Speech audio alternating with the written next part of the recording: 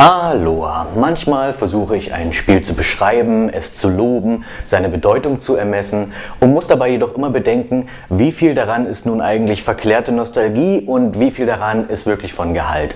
Und für mich persönlich gibt es keinen schwierigeren Fall als Turrican Swarm. Manche von euch wissen es vielleicht, es ist das allererste Videospiel, an das ich mich erinnern kann.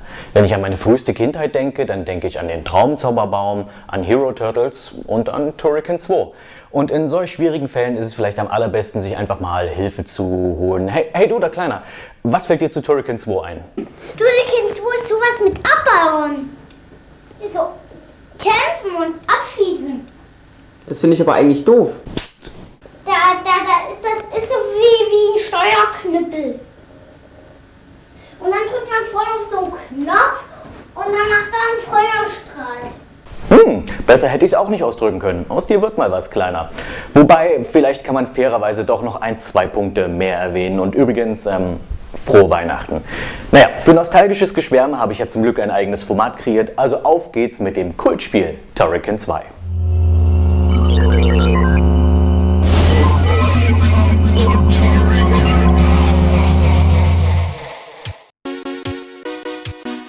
Turrican 2 war, wie man sich vermutlich denken kann, der Nachfolger des extrem populären Turrican für C64.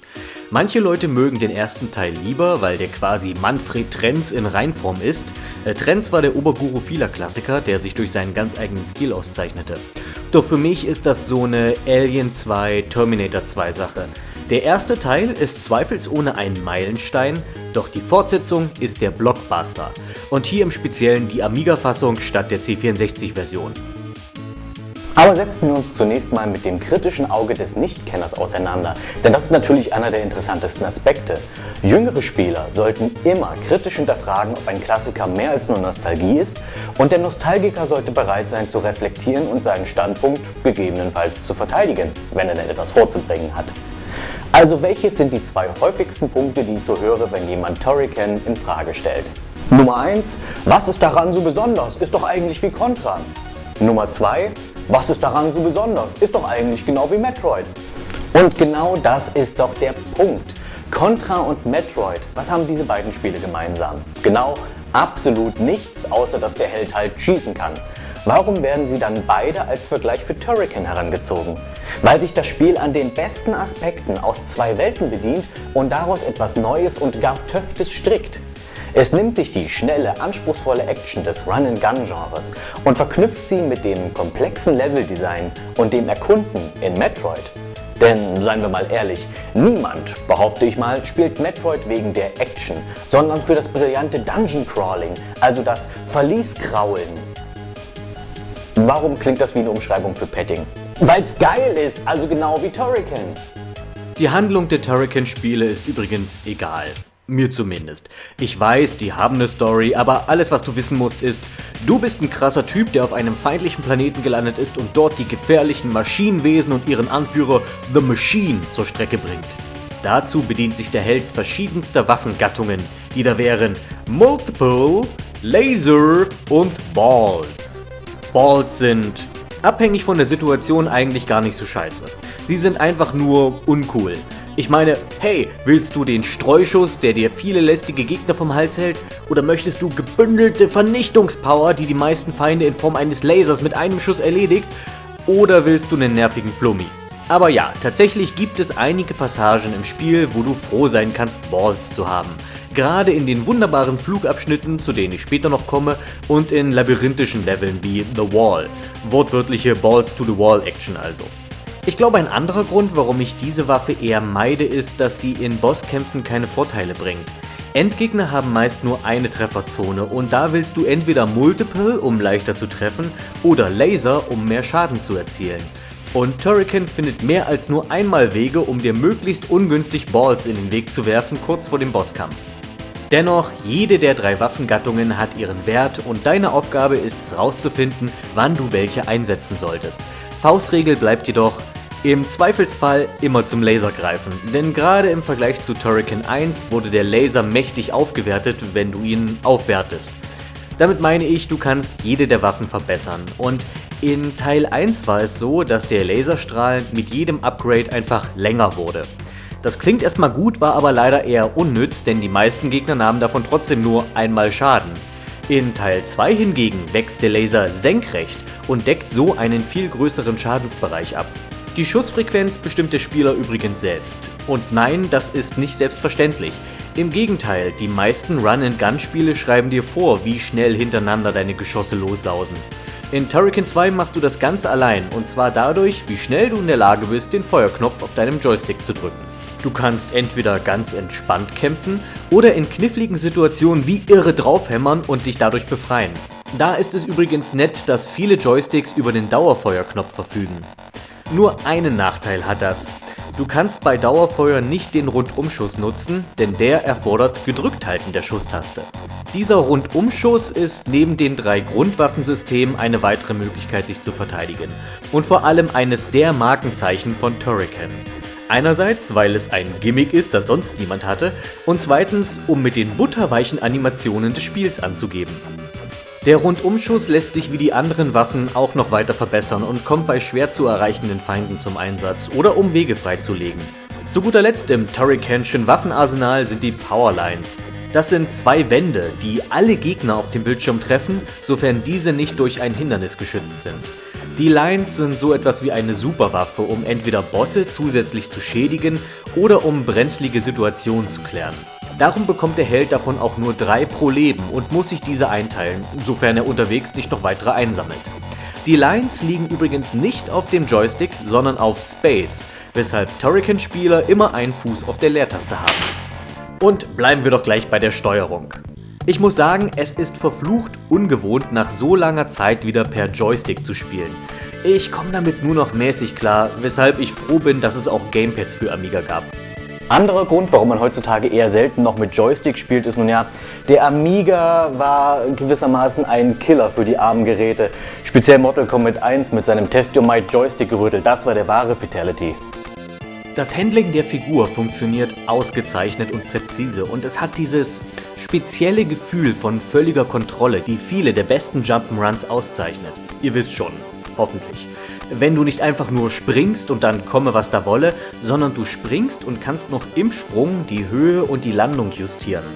Das Wort butterweich fällt mir hier wieder ein.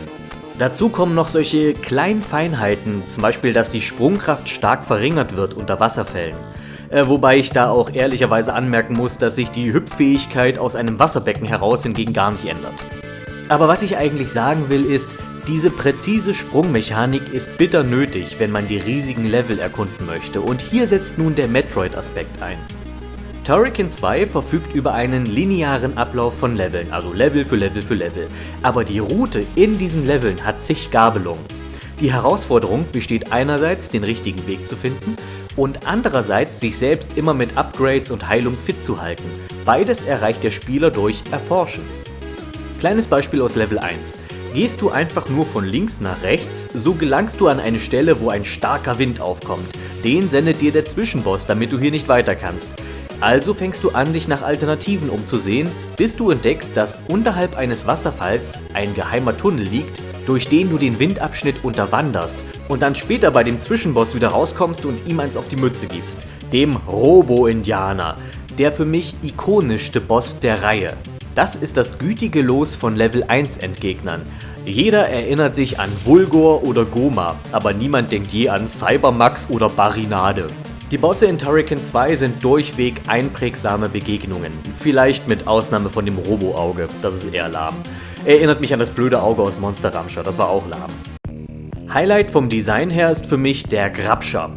Der ist zwar auch der einfachste Boss im Spiel, sofern du deinen Rundumschuss voll ausgebaut hast, aber die Aggressivität, wie er sich gegen die Wand rammt, plus seine Klauen haben meinen kindlichen Verstand echt beeindruckt.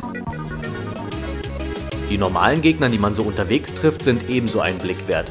Populär sind die Walker, kleine Goomba-Roboter, die sich flink durchs Level wuseln, angehüpft und angeflogen kommen. Und wenn du sie platt drückst, flitzen sie davon. Wirklich gefährlich sind die nicht, ebenso wenig wie die Feinde, die nur schießen können. Schlimm sind all jene Gegner, die darauf aus sind, in dich reinzurennen und dort zu bleiben. Denn in Turrican gibt's keine Nachtreffer und Verwundbarkeit. Also dieser Zustand, nachdem du Schaden nimmst und kurz unverwundbar blinkst. Hier kann ein Gegner, der auf deiner Höhe stehen bleibt, dir in 2 Sekunden alle Energie rauben. Deswegen ist es auch immer ganz sinnvoll, sich nach einem Schild umzusehen. Aber die Schnecken, sie sind überall. Und die Facehugger und die oberekligen Augäpfel auf den langen Fingern.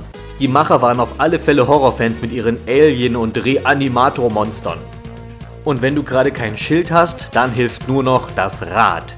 Dieses andere Element, das an Metroid erinnert.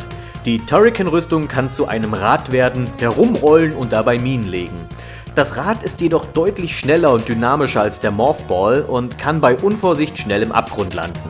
Dafür ist man im Radmodus unkaputtbar und es kann unbegrenzt eingesetzt werden. Von wegen gutes Rad wäre teuer. Gott, war der schlecht. Der Schwierigkeitsgrad ist insgesamt genau richtig. Nicht zu leicht, du musst die Vorteile, die dir geboten werden, schon nutzen, um zu siegen, aber auch bei weitem nicht so schwer wie verwandte Amiga-Kost, da waren ja manchmal richtig brutale Frustorgien dabei. In Turrican 2 findet der Neugierige oft Extraleben, Energieboni und alle 100 Diamanten gibt's ein Continue. Außerdem wirft dich das Spiel beim Ableben nicht zurück an den Levelanfang oder sowas, sondern du machst direkt dort weiter. Lediglich deine Waffensysteme werden zur Strafe ein wenig reduziert. Ich habe das Spiel für dieses Video durchgespielt, ohne dafür groß vorher geübt zu haben. Und zum Schluss hatte ich immerhin noch 2 Continues und, noch 9 Sekunden auf dem Konto. Denn das Zeitlimit, ja, das ist dein schlimmster Feind. Der Zähler startet augenscheinlich großzügig, bringt dich aber garantiert ins Schwitzen, wenn du die umfangreichen Gebiete erkundest.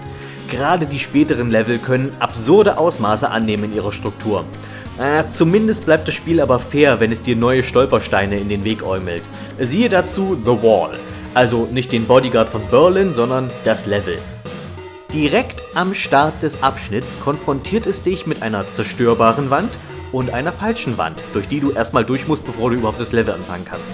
So weißt du als Spieler aber sofort, dass das Elemente sind, auf die du in diesem Level achten musst. Und ja, The Wall ist extrem lila. Überhaupt ist die ganze Gestaltung sehr farbenfroh. Ein weiterer Grund, warum Turrican 2 so einen Eindruck bei mir hinterlassen hat. Es ist einfach wunderschön anzusehen. Der Himmel variiert in allen Farben des Regenbogens. Unterirdische Dungeon leuchten geheimnisvoll rot und die Feinde sind detailliert gepixelt. Kein Abschnitt wirkt ermüdend oder langweilig. Selbst das graublaue Unterwasserabenteuer wird durch die knalligen Orangetöne der Feinde gebrochen. Der andere Teil der Präsentation, die Musik. Was soll ich da noch sagen, was ich nicht schon 12.000 Mal erwähnt habe?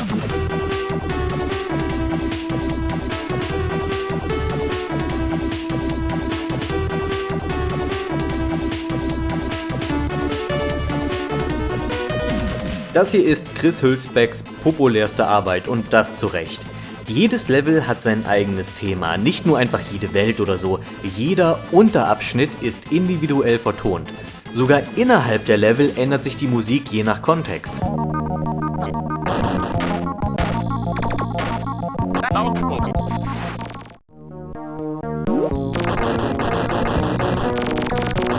Selbst der Ladebildschirm klingt großartig.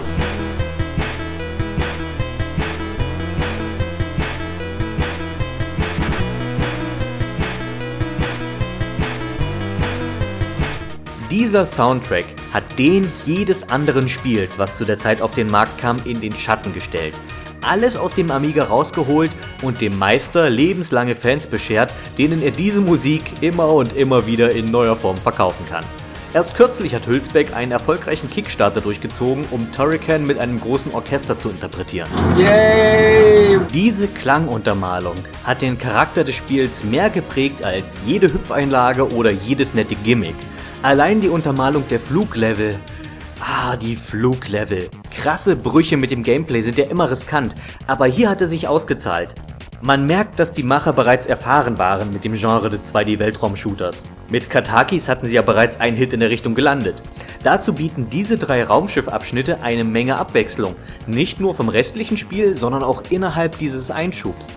Teil 1 ist ein klassisches Shooter-Level, bei dem der Screen unaufhaltsam von links nach rechts scrollt. Teil 2 bewegt sich in alle Richtungen und neben den Kämpfen ist hier auch einfühlsames Navigieren gefragt zwischen Riesenkakteen, aber nicht aufessen.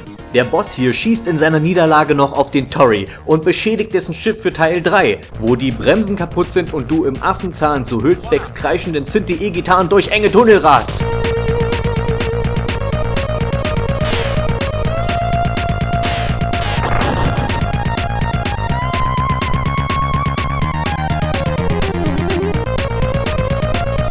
wünschte, ich könnte zeitreisendes Mäuschen spielen und Spieler dabei beobachten, die damals zum ersten Mal und völlig unvorbereitet in diese Fluglevel geschmissen wurden. Ich glaube, in Kombination mit dem dabei spielenden Stück Concerto for Laser and Enemies hatte das so einen Star Wars Opening-Effekt, wo die ersten paar Noten reichen, um Jubel im Publikum zu entfachen.